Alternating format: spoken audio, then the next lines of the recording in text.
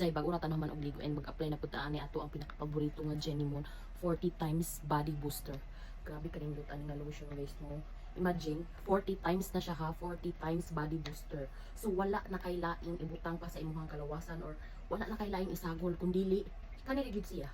So mao ni iya hang sulod. So ang recommended ani niya is kana gabi nimo i-apply. Pero ako bisan adlaw gina-apply nako siya kay dili man ko mogawas na naman ko dinhi sa balay. Kung mag-apply mo ani sa gabi nagkaadlaw dapat mabutang mo lotion nga naay SPF pag moadto mo sa gawas. Grabe jud kanindot ang mga product sa Thailand guys. Kay bisan ako makadungog ko og product sa Thailand. Kunya pareha ani 40 times whitening wala na kay laing isagol. Dili na ka magbutang-butang pa og mga bisan unsa pa, dili na ka mahasol pa. Grabe nindot kayo siya guys. Sa Thailand na jud ng mga product. Isa jud sa nakanindot sa mga product sa Thailand is effective jud ang ilahang mga product. Though na mga portion nga medyo pricey siya, pero guys dili jud ka magmahay and worth it kaayo ang imuhang kwarta. Kay effective man siya. Pero kung malit pag mo og mga product sa Thailand guys, be careful lang pud no kay daghan kaayo og mga peki, daghan jud kaayo og mga peki. So kani ato ang link na nakabutang din ha guys, mo mao na ang legit shop no. So pwede mo mag-order din ha kay legit shop na siya. Ayaw mo patakag order kay basi maka-order mo og mga peki.